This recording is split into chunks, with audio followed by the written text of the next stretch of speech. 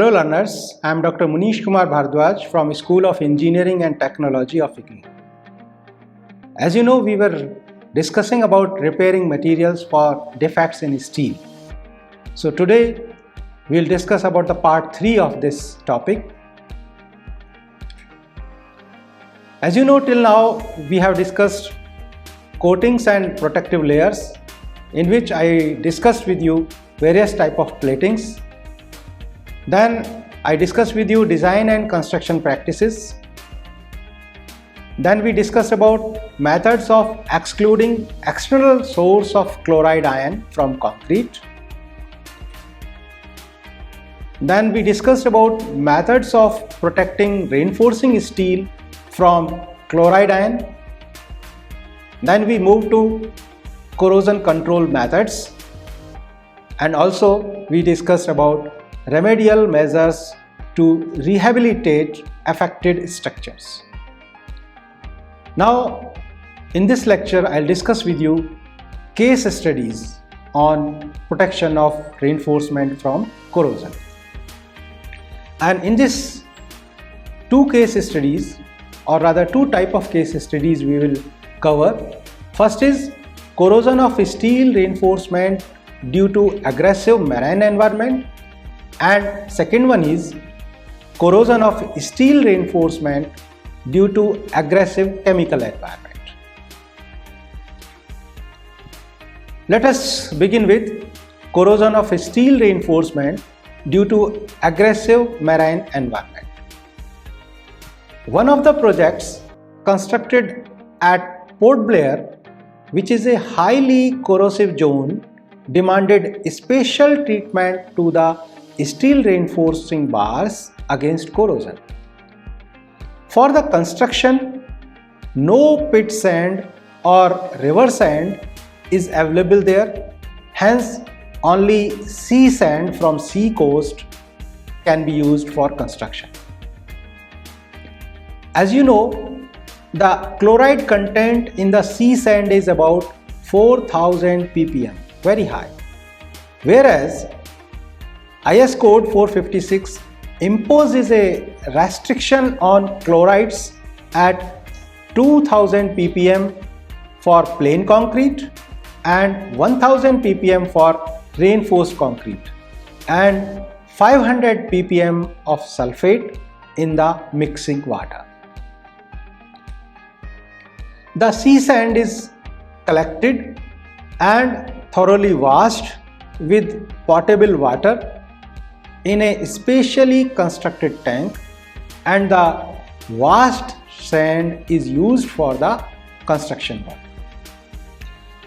As a measure of abundant precaution against corrosive atmosphere prevailing there from causing corrosion of reinforcement, and also to prevent corrosion of reinforcement by the chlorides in sand, the method developed by Central Electrochemical Research Institute was deployed. This method basically involved acid pickling on reinforcement rods for removing rust, rinsing with good copious water, applying phosphate jelly immediately, and applying the sealing compound as a corrosion inhibitor. So this was used for making the steel corrosion resistant. The various processes involved are indicated. Different tanks necessary for carrying out all the above three treatments have been constructed, and the treatment of rods done and used in the work. The precautions to be taken are: all the rods before treatment shall be cut and bent to the required shape, treated and used in work without damaging the treatment done at the earliest. Because if you are cutting or bending the reinforcing bars after treatment, then it will be destroying the protecting layer. While handling, fixing, tying and other operations, if anywhere the treatment gets affected, the inhibitor is applied with brushes and then only used.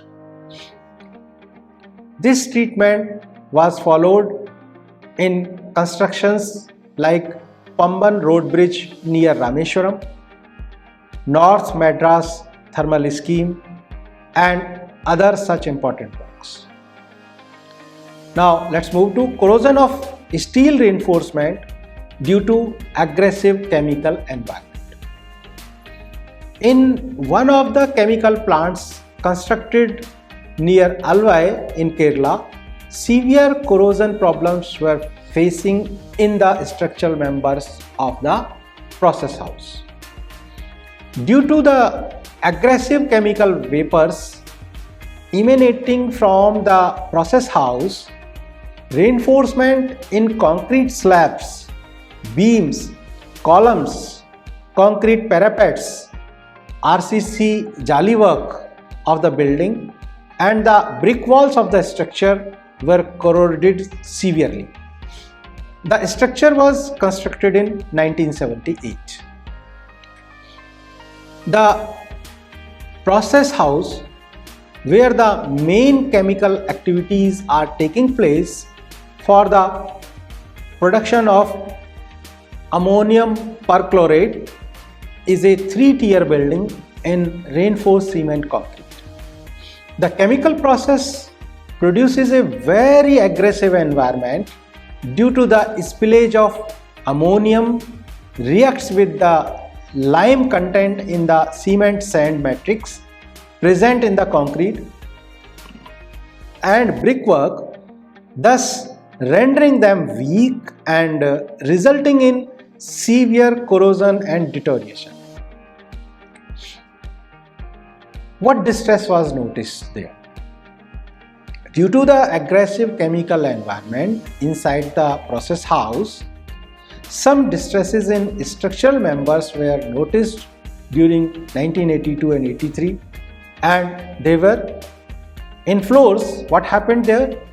The cement sand matrix on the surface of first and second level mezzanine floors was gradually eroded, exposing the stone aggregates.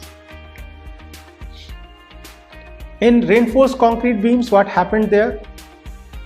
Formation of longitudinal cracks were observed in beams at first and second level mezzanines, accompanied by spalling of concrete and brownish color formation at the soffit of the beam.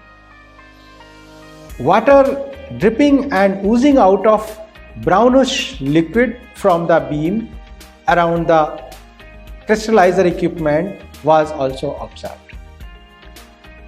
Then what was observed in reinforced concrete handrail posts and RC jali works? In the handrail posts and jali, the reinforcement was corroded and spalling of concrete was noticed. These members were not only exposed to chemical vapors, but they also came into direct contact with water and ammonium perchlorate. Then what happened to mild steel members? In mild steel members, corrosion of all exposed mild steel items, including exhaust fans, was observed despite frequent painting. Means painting also could not protect the items from corrosion. This resulted in the splitting of the cover concrete, where the mild steel inserts are embedded in concrete. Now, what were the causes of deterioration? Cement concrete normally provides a highly alkaline environment that protects embedded steel against corrosion. Well compacted concrete with low water content minimizes penetration of corrosion inducing elements like oxygen, chloride ion, carbon dioxide and hydrogen. The high alkalinity of the hard gel in concrete may be lost by bleaching or by carbonation. Oxygen and water are required for corrosion to occur, that you know. Chloride ions in the cement will be responsible to destroy the protective alkaline film formed on the steel. Reinforcement embedded in concrete expands due to corrosion and cracks develop in concrete along the reinforcement. The ammonium perchlorate assisted by moist conditions react with the lime contents in the cement sand matrix present in the concrete, leading to deterioration. In case of reinforced concrete, the ammonium perchlorate reacts with the cement sand matrix and reduces the highly favorable alkaline condition in the concrete around the reinforcement, and this has resulted in severe corrosion of reinforcement. The onset of corrosion of reinforcement and other mild steel embedments in concrete resulted in the splitting of cover concrete, particularly at locations where reinforcement cover was inadequate and porosity of concrete was more. The operation of centrifuge mounted on the mezzanine floors caused considerable vibration of RCC floor, resulting in faster penetration of processed water into the concrete. What remedial measures was taken? The following restoration works were carried out during early 1988, taking into consideration that only a very short duration of slowdown is possible. The floor surfaces were thoroughly cleaned after removing all the loose and weak concrete using wire brush and water gel. The rough concrete surface was then provided with a fresh layer of M15 grade concrete with weld mesh reinforcement. The concreting was done in alternative panels of 10 square meter sizes with thickness varying from 40 mm to 150 mm to ensure adequate slope to drain out the processed water. After proper curing and drying, the top surface was provided with 6 mm thick epoxy overlay with the following specifications. The specifications were: primer coat was applied to the prepared surface using araldite GY250 as binder with hardener XY45 in 1:1 proportion. The mix was applied using nylon brush to the concrete surfaces within 15 minutes from the time of mixing. A mix using 100 grams binder and 100 gram hardener gave a coverage of about 0.2 square meter. The surface was then provided with an overlay of epoxy mortar prepared in the following proportions. What were taken? Binder was taken as araldite GY, amount was 250 to 300 grams. Hardener, 3 different hardeners, HY 100 grams, then hardener HI 840 grams, then hardener HY 850 grams. Then filler, quartz sand was used as filler, number 10, and the amount was 1000 grams, means 1 kg. So this was the proportion to make the overlay. The above mix was spread and finished using trowel within 30 minutes from the time of mixing binder and hardener, and it gave a coverage of 0.2 square meter with an average thickness of 50 mm. The epoxy treatment rendered the floor impervious. So once you make the surface impervious, then you can get rid of the problem of corrosion. For RCC beams and columns, the spalled concrete was removed and the corroded surfaces were thoroughly cleaned. The surface was treated with epoxy primer coat and the sections made good by applying epoxy mortar of same proportion. In case of RCC parapets and jali works, where the damage was extensive, they were removed and they were rebuilt. Then what distress was noticed further? It was observed that the restoration work carried out during 1986 using concrete for regrading and topping the surface with epoxy mortar effectively arrested the ingress of processed water into the treated surface of the floors by forming an impervious surface.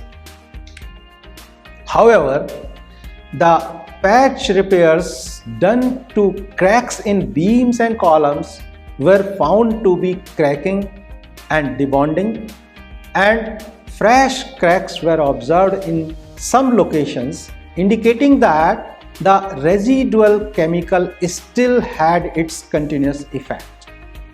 At locations where the distress was severe, the loose and split concrete was removed, and it was observed that the outer layers of the main reinforcement and stirrups had appreciably reduced in their cross-section due to corrosion. The nature of deterioration noticed demanded immediate rectification. This is due to the fact that reduction of cross-section of reinforcement results in the loss of overall strength of the structure and call for immediate repairs.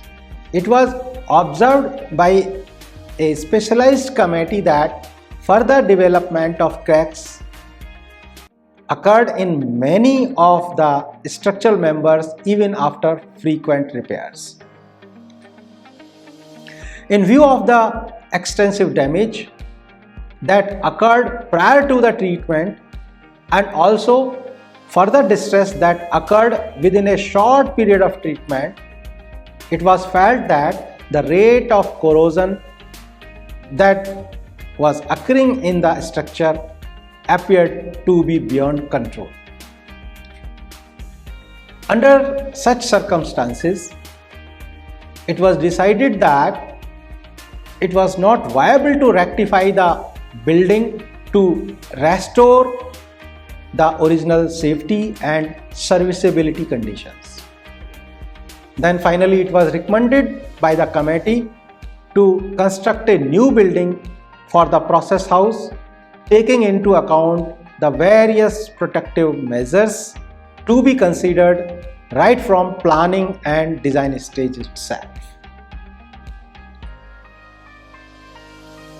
Then suggestions or recommendations for design and construction of structures subjected to chemical environment. What are the design aspects?